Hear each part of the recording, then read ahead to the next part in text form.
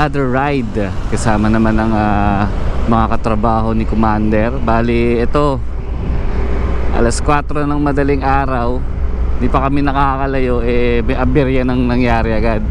Ayaw mag-start nung isa namin kasama na naka-Aerox, naka-check engine kasi siya ngayon. So medyo masamang dahil madaling araw, walang mga bukas na motorcycle shop dito sa may Pasisix. So tulak-tulak pa rin nung kasama namin. Sana may mahanap kaming pagawaan para matuloy na tong ride na to. Pero sana last na yan. Sana smooth lang kami makapunta ng Tagaytay. Let's go! A few minutes later. So, konting update lang. Nandito na kami sa Santa Rosa Road to Tagaytay. Nag-stop over lang kami dito sa may Shell para magkape.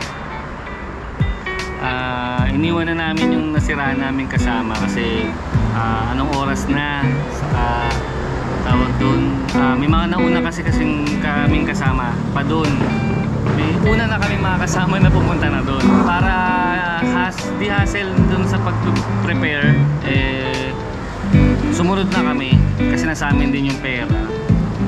Advice ko na lang sa mga kapwa ko rider, ugaliin natin pa-check yung motor natin, ugaliin natin i-double check yung maintenance kung nasusunod ba natin o kaya naibibigay ba natin ng tama yung alaga para doon sa motor natin. Kasi gaya ng ganyan, may importante kang lakad pero nasiraan ka.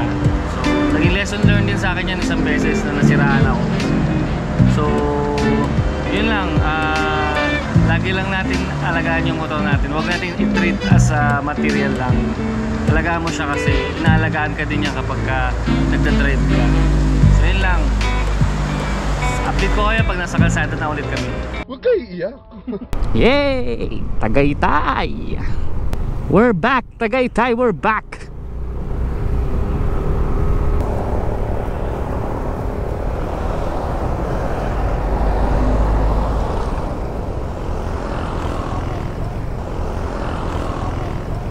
Ngayon makita.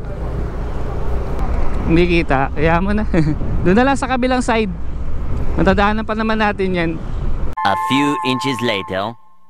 So update lang ulit, nasa highway na kami, Tagaytay Nasugbu Highway. Yan. So puro pahaba ang nadadaanan. Nakaka-boring pero at least ako lang yung tao sa kalsada. Tamang takbo lang.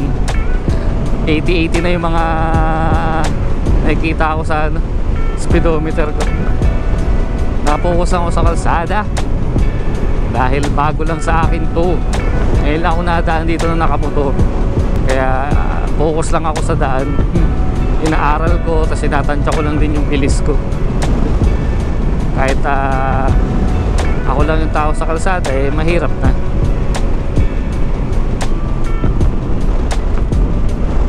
Ayan na, entering na kami ng Calatagan. 27 minutes na lang bago mag Manuel Uy.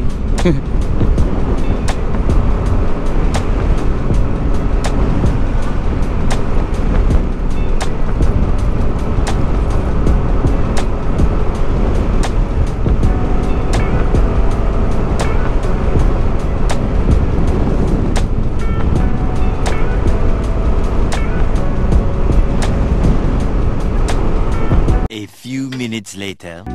Ang astig na itong puno na to. Simula pa dun kanina hanggang ngayon, puro ganyan yung puno. Ang ganda. Hile-hilera sila. Ay, 15 minutes na lang, malapit na kami. Yung kasama naming na aberya kanina, nakalis na, nagawa na yung motor niya. So baka mga tanghali na yun makarating kasi alas 9 na. Tapos yung kasama naman namin na nag-commute, na daw, andito na sa may Calatagan. Sa dulo ng mga puno ay may checkpoint. So Gedli na lang tayo.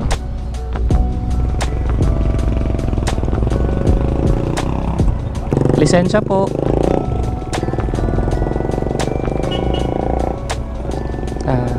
ORCR po. Salamat po. Ay, sorry po sir. Malinis ang ating papeles.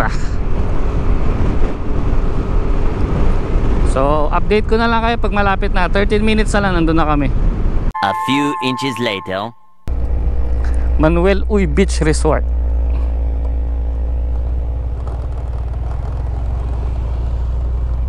Medyo rough road lang.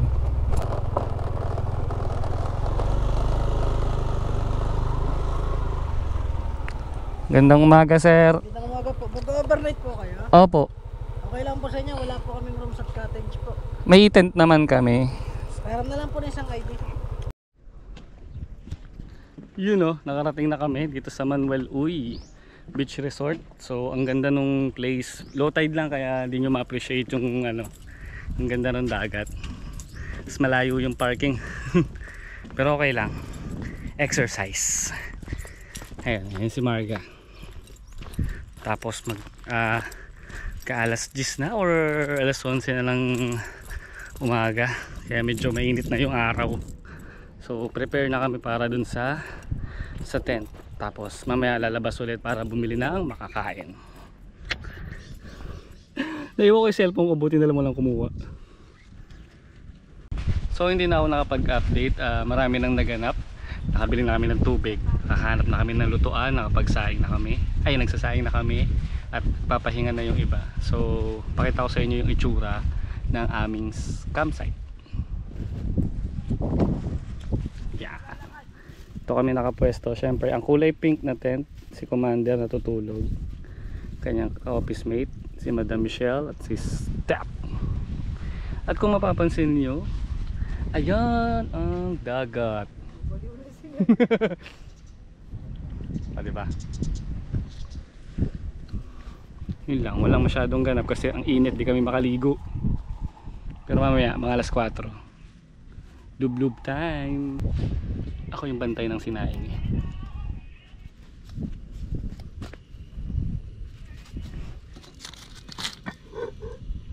Ay, konti na lang, maluluto na.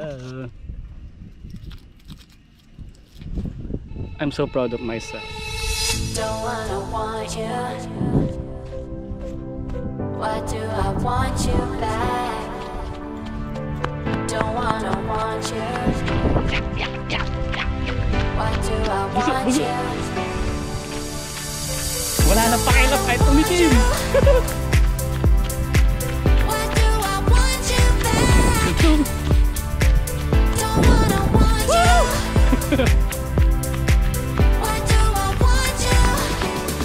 Alayo ko na patupang. Na na na na. Pero yung tubig nandito pa din. Na na na na na.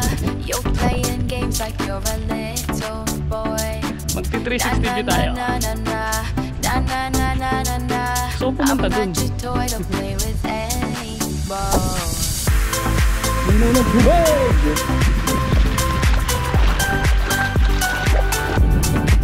Sweet Rowena. Yan, low tide kasi kaya nandyan lang siya.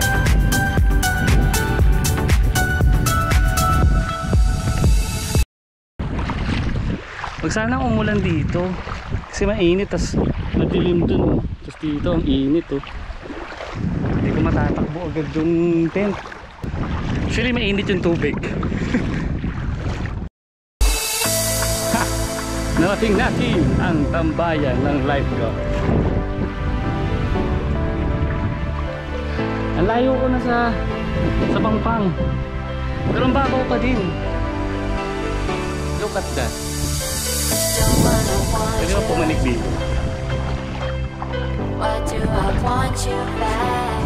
Gago, madulas. Madulas. Madulas siya. Ayoko nang pumanik. Madulas yung pinelas. Babaw pa rin.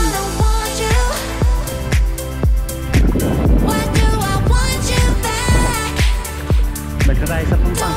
Umulan. Walang katulong magligpit yun. Galit na naman.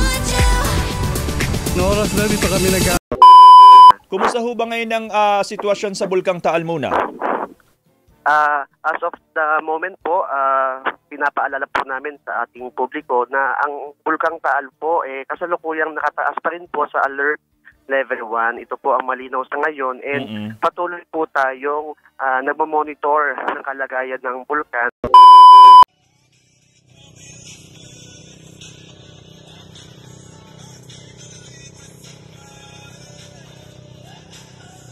The next morning. So, it's our day 2 na dito sa Manuel Uy. Yan, kasama na natin si Commander dahil siya ay maghapon natulog kahapon. Kaya ako lang yung nakikita niyo sa video. So, nagkaroon lang kami ng konting kasiyahan at salo-salo kagabi. Hindi ko na pinakita kasi tamang inom lang naman yun. So, kami ang unang bibinyag. May araw na. Magpipicture-picture lang kami para may memories kami dito. Hey. Let's go! You know. So, ganun-ganun lang. Natapos tong vlog na to. At nag-enjoy naman kami kahit may masamang balitang kumalat kagabi. Kaya pala makulimlim nung hapon, saka ma-fog. Hindi pala siya basta fog. Ano na pala yun, smog na pala galing ng bulkan. So on the way na kami para umuwi. Ikat sa amin, kanya-kanyang biyahe na yung mga kaopisina ni Commander. So hindi ko masyado na-enjoy yung dagat kasi ang layo nung pangpang bago ka makapaglublob sa tubig. Pero all in all, maganda yung beach kasi white sand. Yan, so sa mga gusto lang naman tumambay, mag-camping, labas ng stress, try nyo dito sa may Kalatagan. And hindi lang sa may Manuel Uy, maraming resort na magkakatabi dyan. So yan lang, maraming salamat. This is Road Game. See you sa mga susunod pang adventure. Peace out! Cheers.